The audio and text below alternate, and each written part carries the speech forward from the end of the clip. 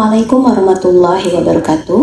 Perkenalkan, nama saya Ayu Lutfia, saya mahasiswa RPL Sarjana Keperawatan Angkatan Ketiga Sekolah Tinggi Ilmu Kesehatan Kota Sukabumi. Pada kesempatan hari ini, saya akan mendemonstrasikan bagaimana cara penilaian airway dan breathing management. Organ utama airway mampu dijelaskan dengan benar, di mana sistem pernafasan yang terdiri dari hidung, nasofaring, glotis, trakea, bronkus batang utama, bronchiolus, dan alveoli. Penting untuk diingat bahwa arteri pulmonalis membawa darah teroksigenasi dan vena pulmonalis membawa darah beroksigen. Ini adalah kebalikan dari arteri dan vena dari seluruh tubuh. Airway management adalah proses medis untuk memastikan adanya jalur terbuka antara paru-paru sang pasien dengan dunia luar, di mana udara mengalir dari hidung atau mulut ke kantung udara paru-paru untuk mempertahankan pernapasan yang adekuat dan tidak terhalang. Sedangkan breathing management adalah suatu tindakan untuk memperbaiki fungsi ventilasi dengan memberikan bantuan nafas atau pernapasan bantuan untuk mendapatkan oksigen yang cukup dan mengeluarkan gas karbon dioksida. Untuk tanda-tanda fungsi breathing dan ventilasi yang adekuat, yaitu tidak adanya keluhan sesak, tidak adanya sekret, RR dalam batas normal atau respirasi rate dalam batas normal, yaitu sekitar 12 sampai 18 atau 20 kali per menit. Kadar SpO atau oksigen dalam darah yaitu 100% tanpa adanya bantuan oksigen. Suara nafas vesikuler, tidak ada otot tambahan pernapasan, tidak adanya cyanosis, CRT atau capillary radial time lebih dari 2 detik, akral hangat. Mendemonstrasikan video mengenai manajemen airway dan breathing, mari kita saksikan video berikut ini. Assalamualaikum warahmatullahi wabarakatuh. Perkenalkan, nama saya Ayu. Pada kesempatan hari ini saya akan menjelaskan atau mendemonstrasikan mengenai airway breathing management. Untuk mendemonstrasikan airway breathing management, mari kita saksikan video berikut ini. Yang pertama, kita akan melakukan teknik pada pasien dengan kondisi tersedak. Kita lakukan seperti ini, yaitu teknik Heimlich maneuver atau abdominal thrust dengan cara dibuka kaki pasien, kita masuk aja, terus pasien tangannya di atas, terus tangan kita mengepal, letakkan di daerah epigastrium dan tekan ke daerah atas. Hal ini bisa dilakukan 5 kali untuk memastikan pasien mengeluarkan sumbatan jalan napasnya. Itu teknik pembebasan jalan napas, di mana keadaan pasien dalam kondisi yang tersedak, kita bisa lakukan beberapa teknik, yaitu yang pertama Heimlich maneuver atau abdominal thrust. Hal ini bisa dilakukan pada pasien dewasa. Yang keduanya yaitu black bow, yaitu pada pasien bayi. Yang terakhir yaitu chest thrust. Hal ini bisa dilakukan pada pasien dengan kondisi pasien sedang hamil ataupun kondisi pasien lebih besar badannya dibandingkan penolong. Untuk memastikan jalan napas atau airway clear, kita bisa melakukan 3 cara, yaitu look, listen, feel dengan secara bersamaan. Look melihat gerakan dada pasien, listen mendengarkan, dan feel rasakan. Langsung lakukan 3 cara ini secara bersamaan. Lihat gerakan dada pasien, dengarkan dan rasakan. Untuk melakukan teknik airway management, kita bisa lakukan dengan cara memposisikan pasien senyaman mungkin. Selanjutnya kita melakukan tindakan aseptik terlebih dahulu.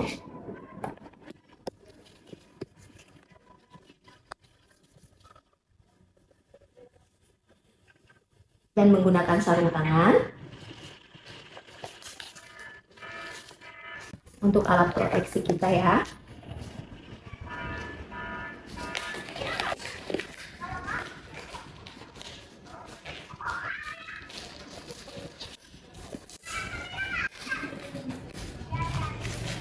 Setelah dilakukannya pemeriksaan look, listen, and feel dan diketahui pasien terjadinya sumbatan jalan nafas dengan ditandai adanya suara snoring, kita akan lakukan pembebasan jalan napas. Pembebasan jalan napas tanpa menggunakan alat kita bisa lakukan dengan cara pemeriksaan pasien atau memastikan pasien tidak terjadi fraktur servikal. Apabila tidak ada tanda-tandanya fraktur servikal pada pasien, pembebasan jalan napas bisa dilakukan dengan head tilt dan jaw thrust.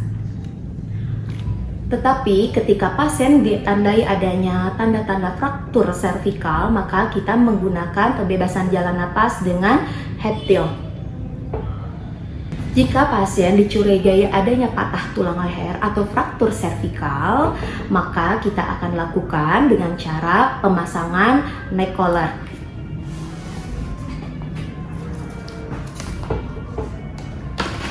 Yang pertama, kita masukkan dulu alat neck collarnya ke bawah pasien dengan hati-hati.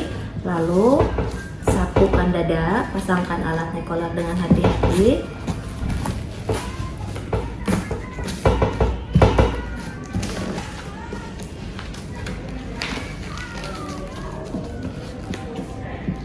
Hal ini untuk mencegah terjadinya pergerakan yang terlalu banyak di daerah leher atau menghindari imobilisasi pada bagian leher pasien.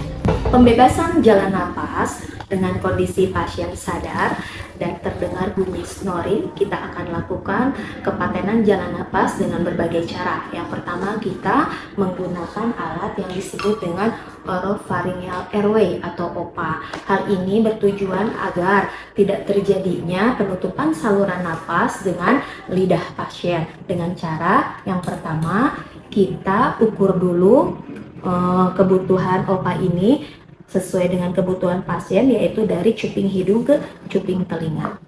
Selanjutnya, kita akan memasukkan alat OPA ini dengan cara teknik cross finger. Selanjutnya, memasukkan OPA dalam posisi keadaan tengadah ke atas. Kita masukkan melalui mulut pasien ke daerah palatum. Selanjutnya, putar 180 derajat dan masukkan OPA. Selanjutnya kita lakukan fiksasi. Setelah OPA, kita akan lakukan dengan menggunakan alat yang disebut NPA atau nasopharyngeal airway. Hal ini bertujuan untuk mempertahankan kepatenan jalan nafas jika pasien kondisi sadar dan tidak mau menggunakan oropharyngeal airway. Jadi kita menggunakan nasopharyngeal airway dengan cara yang pertama, kita memilih ukuran NPA ini yaitu sebesar jari kelingking pasien, yaitu diameternya sebesar jari kelingking pasien. Setelah diukur untuk diameternya, kita ukur juga kepanjangan dari NPA ini, yaitu dari ujung cuping hidung dan telinga. Selanjutnya kita menggunakan jeli untuk biar memudahkan masuk alat NPA ini. Setelah itu, kita masukkan alat tersebut ke dalam lubang hidung pasien. Setelah masuk ke dalam lubang hidung pasien, jangan lupa kita lakukan fiksasi. Selanjutnya, untuk pembebasan jalan napas ketika ada suara pasien terdengar banyak cairan atau gargling, kita lakukan dengan pembersihan atau pembebasan jalan napas dengan suctioning. Cara suctioning yaitu yang pertama, kita pastikan alat suctioning itu berfungsi dengan baik dengan cara kita hidupkan alat suctioning, terus kita masukkan atau sambungkan dengan mesin alat suctioning. Untuk memastikan alat suctioning berfungsi dengan baik, yaitu dengan cara kita memastikan sediakan air di dalam kom, selanjutnya celupkan dan kita tutup di alat suctioning ini. Jika tarikannya kuat, berarti alat fungsi suctioning ini berfungsi dengan baik. Selanjutnya kita lakukan kepada pasien. Biasanya pasien-pasien yang akan dilakukan suctioning sudah terpasang gudel atau oropharyngeal airway, yaitu dengan cara kita masukkan ke dalam mulut pasien, jangan dulu ditekan ya, masukkan, selanjutnya tutup secara perlahan sambil kita putar.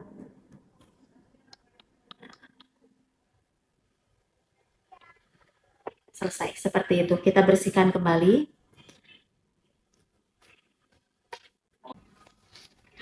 Dan syarat untuk penggunaan suctioning itu ada 3. Yang pertama yaitu A. Cyanosis, A. Traumatik, dan A. Antiseptik. Untuk kepatenan jalan napas juga kita bisa melakukan dengan pemasangan alat ETT atau endotracheal tube.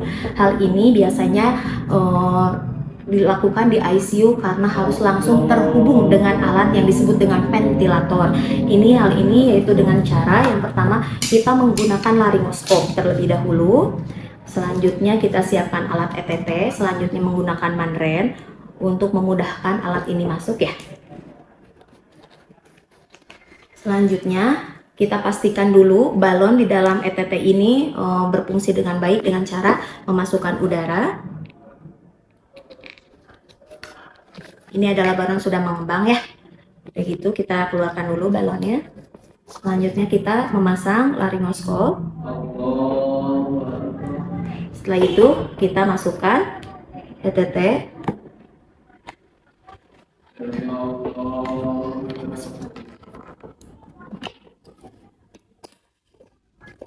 Jika sudah masuk, mandren kita keluarkan. Dan jangan lupa fiksasi.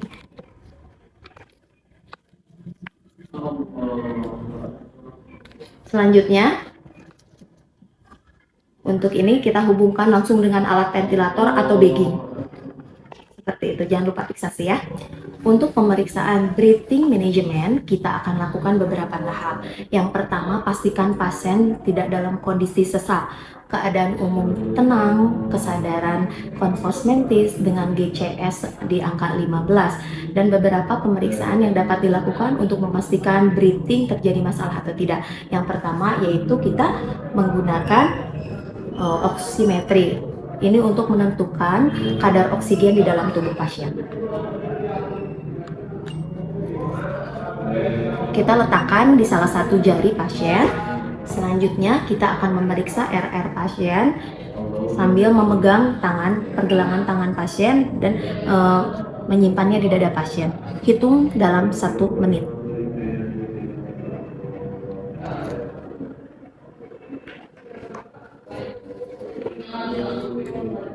Pastikan tidak adanya cyanosis atau kebiruan pada ujung jari, ujung hidung, ataupun adanya akral dingin pada tangan, tidak adanya keringat dingin, tidak adanya keluhan sesak, suara napas tidak ada tambahan, dinding dada pun tidak ada gerakan tambahan. Ketika hal tersebut tidak terjadi, maka kita bisa pastikan breathing pasien dalam kondisi keadaan baik. Tetapi jika ada tanda cyanosis ataupun ada keluhan lain berhubungan dengan pernafasan, diantaranya adanya cyanosis berwarna di mana kuku jari berwarna ungu kebiru-biruan, di cuping hidung juga terdapat ungu kebiru-biruan dan pasien mengeluh sesak. Hal tersebut kita mengukur kadar SPO dengan oximetry, misalkan ditandai dengan kadar oximetry di bawah normal, yaitu normanya sekitar 95 sampai 100% tanpa oksigen. Ketika kita pemeriksaan oximetry di bawah angka 95%, maka kita pastikan harus memberikan oksigenasi kepada pasien. Oksigenasi kepada pasien itu sesuai dengan kebutuhan, diantaranya kita menggunakan nasal kano, di mana kadar oksigennya biasanya masih di atas 95%. Ada simple mask tanpa adanya kantong reservoir.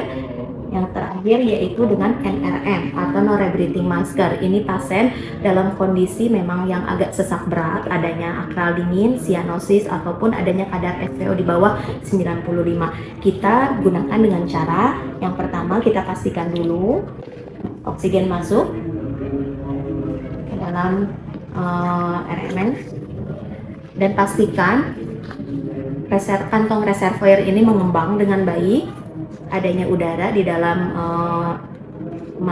maskernya. Selanjutnya kita pasangkan kepada pasien menutupi dahu, mulut, dan hidung. Pak, punten ya, kita pasang dulu.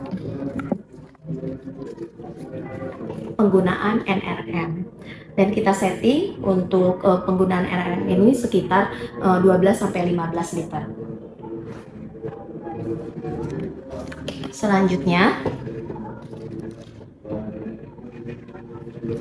jika pasien dalam kondisi keadaan henti napas, henti jantung, maka kita lakukan langsung RJP atau resusitasi jantung paru dengan perbandingan 30:2. 30 pemberian kompresi ataupun tekanan pada dada.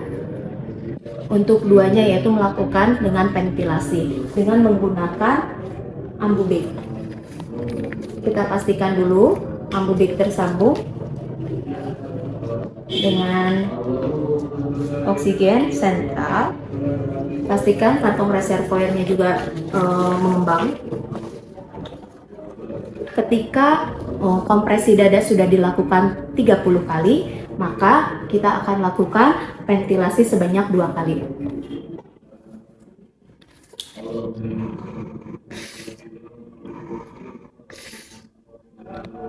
Ketika permasalahan henti jantung, henti napas sudah teratasi, tetapi pasien dalam kondisi kurang adekuat dalam pernafasannya, kita akan melakukan ventilasi sebanyak 10 kali per menit dengan sistem e-clamp. Dengan cara hitungan 1, 2, 3, 4, 5, 2, 1, 2, 3, 4, 5, 3, 1, 2, 3, 4, 5, 4 sampai kondisi pasien stabil.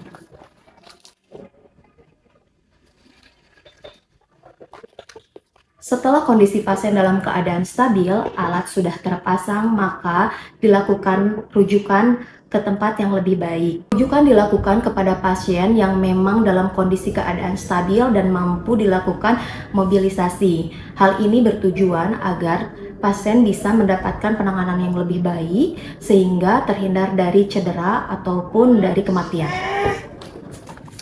Pak, kita sudah selesai ya. Nanti kita tunggu dulu dokter.